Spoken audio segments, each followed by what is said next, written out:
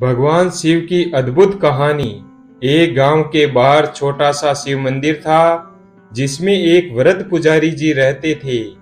एक दिन एक गरीब माँ अपने छोटे से बालक को उस मंदिर के द्वार पर छोड़कर चली गई। बहुत खोजने पर भी पुजारी जी को बालक के परिवार का कुछ भी पता नहीं चला। जब गांव का भी कोई व्यक्ति उस बालक का लालन पालन करने को तैयार नहीं हुआ, तो पुजारी जी ने भगवान शिव की इच्छा समझकर उसे अपने पास रख लिया और उसका नाम भोला रख दिया। गांव के श्रद्धालु भक्तों से जो कुछ भी प्राप्त होता, उसी से भगवान शिव का, पुजारी जी का और बालक भोला का किसी तरह गुजारा चलता। यदि किसी दिन कम भी पड़ता, तो पुजारी जी उस बालक और भगवान को भोग लगाकर स्वयं गंगा जल पीकर रह जाते। धीरे धीरे भोला बड़ा होने लगा और अब वह पुजारी जी के काम में हाथ बटाने लगा। बूढ़े पुजारी जी के थके हारे हाथों को कुछ आराम मिलने लगा, इसलिए उन्होंने भोला को मंदिर की साफ सफाई, भगवान की पूजा, उनको भोग लगाने और उनकी आरती करने की विधि अच्छी प्रकार से समझा दी। अब वे स्वयं भगवान शिव के नाम का जाप और कीर्तन में समय बिताने लगे। एक दिन भगवान शिव के मंगलकारी नाम शिव शिव शिव का जाप करते हुए उनके प्राण निकल गए। अब बालक भोला का इस संसार में भगवान शिव के अलावा और कोई सहारा नहीं रहा। उसने पुजारी जी की यह 3 बातें कभी नहीं भूली। पहली, भगवान शिव को ताजा गरम रसोई का ही भोग लगाना। दूसरी, भगवान को भोग लगाए बिना स्वयं कुछ भी नहीं खाना। तीसरी, भगवान शिव पर विश्वास रखकर कभी भी किसी भी वस्तु का संग्रह न करना, बासी भोजन का भी नहीं। यदि कोई भक्त पहले से भोजन या मिठाई मंदिर में दे जाता, तो भोला उसे गरीबों में बांट देता। वह ताजा रसोई बनाकर ही भगवान को भोग लगाता, उसके बाद स्वयं प्रसाद ग्रहण करता और यदि बचता तो उसे बांट देता। यदि रसोई बनाने को सामग्री न होती, तो भोले बाबा और भोला भगत दोनों गंगा जल पीकर ही रह जाते। एक बार बरसात का मौसम आया और 3-4 दिन तक मूसलाधार वर्षा होने से मंदिर में एक भी भक्त नहीं आया। भोला अपने भोले बाबा को गंगा जल का ही भोग लगाता और उसे पीकर रह जाता। भोले बाबा बालक की भक्ति और सहन शक्ति की परीक्षा लेते रहे, लेकिन आखिर में अपने भक्त बालक को भूख से तड़पते देख उनसे रहा न गया। वे सेठ के नौकर का रूप धारण कर हाथ में भोजन सामग्री की पोटली लेकर वर्षा में भीगते हुए मंदिर के द्वार पर जा पहुंचे। उन्होंने आवाज लगाकर भोला को बुलाया और उसके हाथ में पोटली देते हुए बोले, सेठ जी ने यह सीधा कच्चा राशन भेजा है, इससे रसोई बनाओ, भोग लगाओ और स्वयं भी प्रसाद पाओ, और मैं कल फिर आऊंगा। भोला भगत ने आशीर्वाद देकर उसे विदा किया और सूखी गीली लकड़ियों के धुएं में गरम रसोई बनाकर भोले बाबा को भोग लगाया। पूरे बरसात के मौसम में भोले बाबा नौकर के भेष में भोला भगत को सीधा देने आते रहे और स्वयं भी गर्मा गर्म रसोई का भोग पाते रहे। एक दिन भोला भगत ने सोचा कि सेठ जी को सीधा भेजते हुए 4 महीने हो चले हैं, किंतु वह स्वयं कभी मंदिर में भोले बाबा का प्रसाद ग्रहण करने नहीं आए। अगले दिन जब भोले बाबा नौकर के भेष में सीधे की पोटली देने आए, तो भोला भगत उनसे बोला, भाई, तुम्हारे धर्मात्मा सेठ जी कभी स्वयं मंदिर में प्रसाद लेने नहीं आए, इस कारण मेरा हृदय अत्यंत दुखी हो रहा है। अपने सेठ जी से कहना कि कल वे भी मंदिर में प्रसाद ग्रहण करने अवश्य पधारे। यह सुनकर नौकर बने भोले बाबा चौंक कर घबरा उठे और बोले, पुजारी जी, सेठ जी मेरे द्वारा आपको सीधा भेजते हैं, आप इससे भगवान को भी भोग लगाते हैं और स्वयं भी प्रसाद पाते हैं। फिर सेठ जी को बीच में बुलाने की क्या जरूरत है? जैसा चल रहा है वैसे ही चलने दीजिए ना। भोला भगत बोला, ऐसे कैसे चलने दूं?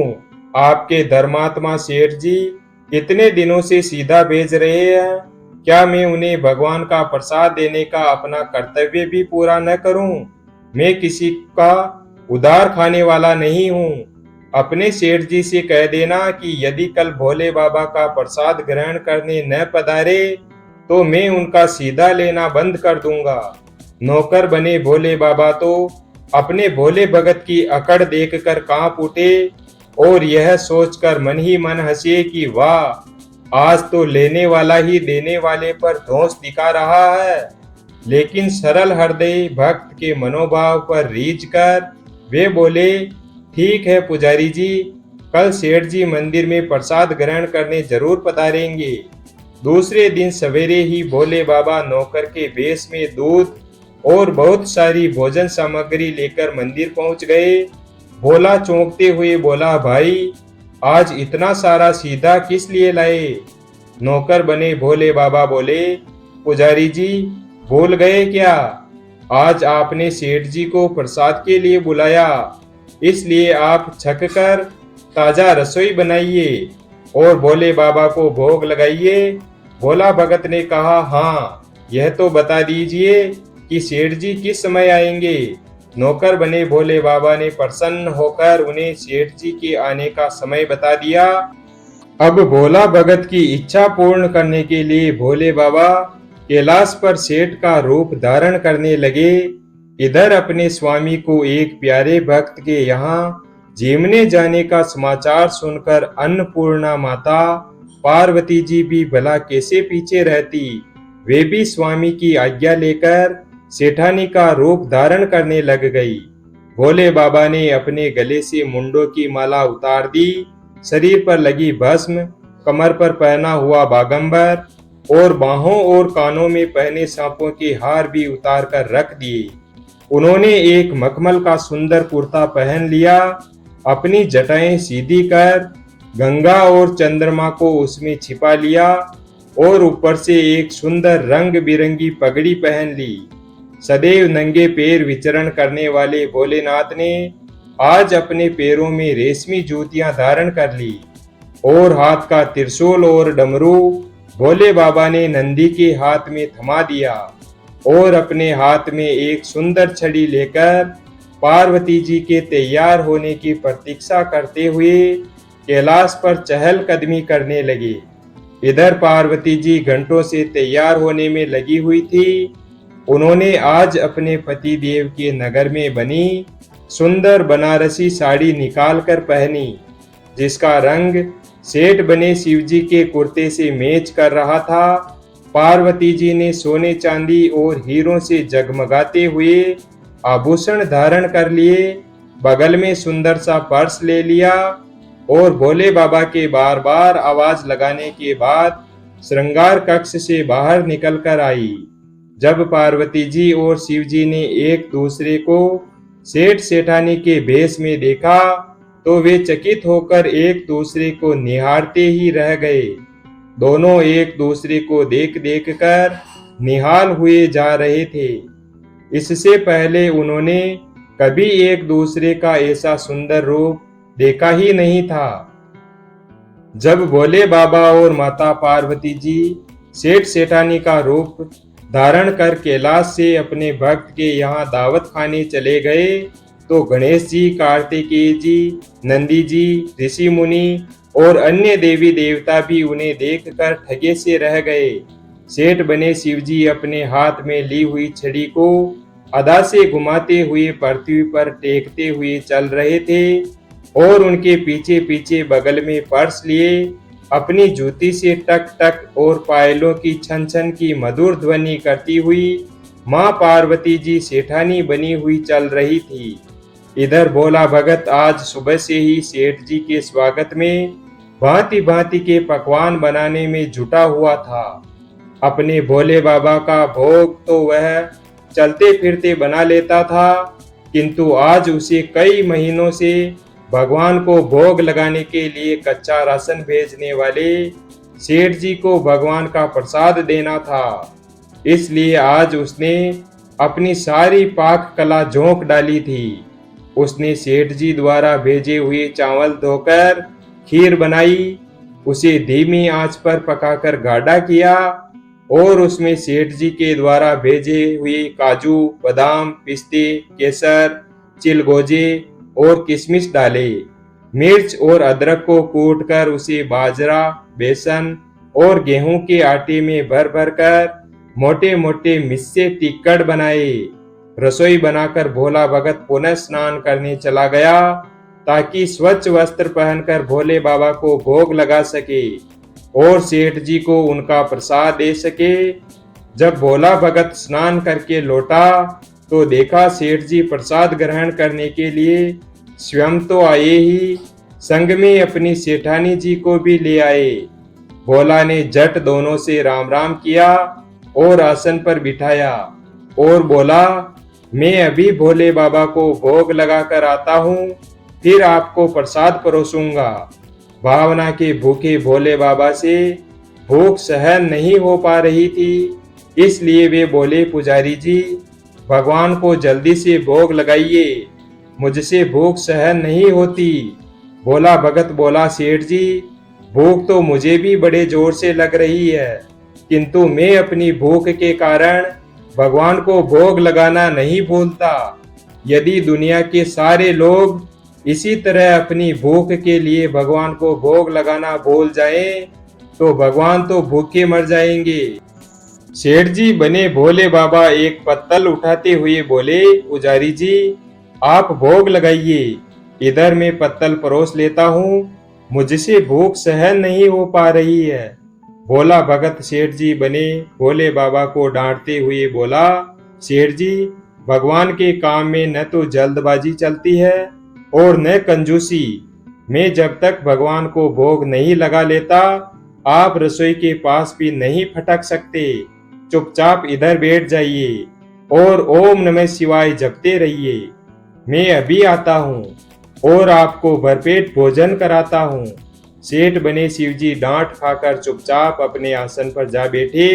सेठानी बनी माता पार्वती जी उनकी यह दशा देखकर बड़ी मुश्किल से अपनी हंसी रोक पाई, लेकिन जैसे ही भोला भगत पत्तल में सामग्री लेकर भगवान को भोग लगाने मंदिर में गया, शिवजी पार्वती जी को मौन रहने का संकेत करते हुए चुपके चुपके पैर रखते हुए रसोई में पहुंच गए और उन्होंने एक एक व्यंजन उठाकर चखना शुरू कर दिया। भोले बाबा तो प्रसाद को चखते ही भौचक के रह गए। खीर में चीनी की जगह नमक डाला हुआ था और सब्जियों में नमक की जगह चीनी डाली हुई थी। जैसे ही भोले बाबा ने रोटी का एक ग्रास तोड़कर मुंह में रखा, वे सी करने लगे, क्योंकि रोटी में मिर्च ही मिर्च डाली हुई थी। वे सी करते हुए उल्टे पैर भाग आए और अपने आसन पर जा बैठे। माँ पार्वती जी अपने स्वामी की यह हालत देखकर खिलखिलाकर हंस पड़ी। इससे पहले कि भोले बाबा पार्वती जी के सामने कुछ सफाई दे पाते, भोला भगत ओम नमः शिवाय मंत्र का जप करते हुए आ पहुंचा। उसने भोग को रसोई में मिलाकर उसे पवित्र बना डाला और फिर सेठ जी के सामने पत्तल परोसकर हाथ जोड़कर बोला, सेठ जी, अब आप जी भर कर प्रसाद पाइए। भोले बाबा तो अभी अभी भक्त की भक्ति से भी जोरदार उसके हाथ की बनी हुई रसोई चख चुके थे, इसलिए उसे ग्रहण करने की बात सुनकर उनको पसीना छूटने लगा। कभी वे भोला का तो कभी माता पार्वती जी का मुख देखने लगे। भोला को सेठ जी की ढील बर्दाश्त नहीं हुई और बोला, सेठ जी, अब क्या हो गया आपको? अभी अभी तो इतनी उतावली मचा रहे थे, अब क्यों नहीं ग्रहण करते? आप ग्रहण करो, तभी तो माताजी प्रसाद ग्रहण करेंगी और फिर मैं भी प्रसाद पाऊंगा। भोला की ललकार सुनकर भोले बाबा ने चुपचाप खीर का कुल्हड़ उठाया और सारी नमकीन खीर गटागट पी गए। कुल्हड़ खाली होने की देर थी कि भोला ने उसे झट से भर दिया अपने प्रिय भक्त के हाथों परोसे हुए भोग में भगवान को आज 2 गुना स्वाद आने लगा। भोला परोसता गया और भोले बाबा पीते गए। जगत माता पार्वती जी भक्त और भगवान दोनों के प्रेम को देख देख कर मंत्र मुग्ध होती रही। जब सारी रसोई समाप्त हो गई तो भोलेनाथ ने एक जोर की डकार ली। भोला को होश आया और बोला, वाह सेठ जी वाह, मैं ही बावला था जो इतनी थोड़ी सी रसोई बनाई। मुझे पता होता कि आपको प्रसाद ग्रहण करने का इतना शौक है तो मैं और भी ज्यादा रसोई बनाता। भोले बाबा अपने पेट पर हाथ फेरते हुए सेठानी बनी पार्वती जी की ओर मुस्कुरा कर देखते हुए बोले, पुजारी जी, मैं इतना रोज कहाँ खाता हूँ, किंतु आज प्रसाद इतना स्वादिष्ट बना था कि अपने पर वश ही नहीं रहा और खाता ही चला गया। लेकिन तभी भोला भक्त रुस्वा होकर बोला, सेठ जी वह तो आपने ठीक किया, लेकिन माताजी तो भूखी ही रह गई। माता पार्वती जी से भोला का रुस्वा मुख देखा नहीं गया। उन्होंने बची हुई खीर की 4 बूंदें अपने मुंह में टपका ली। भोले बाबा द्वारा भोग लगाने से प्रसाद में अद्भुत अलौकिक स्वाद भर गया था। ऐसी सुगंधित और मीठी खीर चखकर जगत जननी माता तृप्त हो गई और उनके तृप्त होते ही सृष्टि का प्रत्येक प्राणी तृप्त हो गया। भोला भगत बोला, सेठ जी आपने और माताजी ने प्रसाद ग्रहण कर लिया, इससे मुझे अत्यंत खुशी हुई। समझ लीजिए कि आप दोनों द्वारा प्रसाद ग्रहण करने से मेरा भी पेट भर गया। मेरी तो वैसे भी महीने में 4-4 एकादशी हो जाती है, परंतु मैं भी एक दाना ले ही लेता हूँ, जिससे कि भोले बाबा के प्रसाद का अनादर न हो। यह कहकर जैसे ही भोला ने खीर के पात्र में लगा चावल का एक दाना उठाकर अपने मुख में डाला, उसकी जन्म जन्मांतर की भूख प्यास मिट गई और समस्त वासनाओं और इच्छाओं की तृप्ति हो गई। उसके ज्ञान के नेत्र खुल गए और उसने देखा कि उसके सम्मुख त्रिलोकीनाथ भगवान शिव और जगत जननी माता पार्वती जी आशीर्वाद की मुद्रा में मुस्कुराते हुए खड़े हैं। भोला दौड़कर उनके चरणों में लौट गया और देखते ही देखते उन्हीं में समा गया। वीडियो अगर पसंद आया हो तो वीडियो को लाइक और चैनल को सब्सक्राइब करें और अपने दोस्तों के साथ शेयर करें। धन्यवाद। और कमेंट बॉक्स में हर हर महादेव अवश्य लिखें।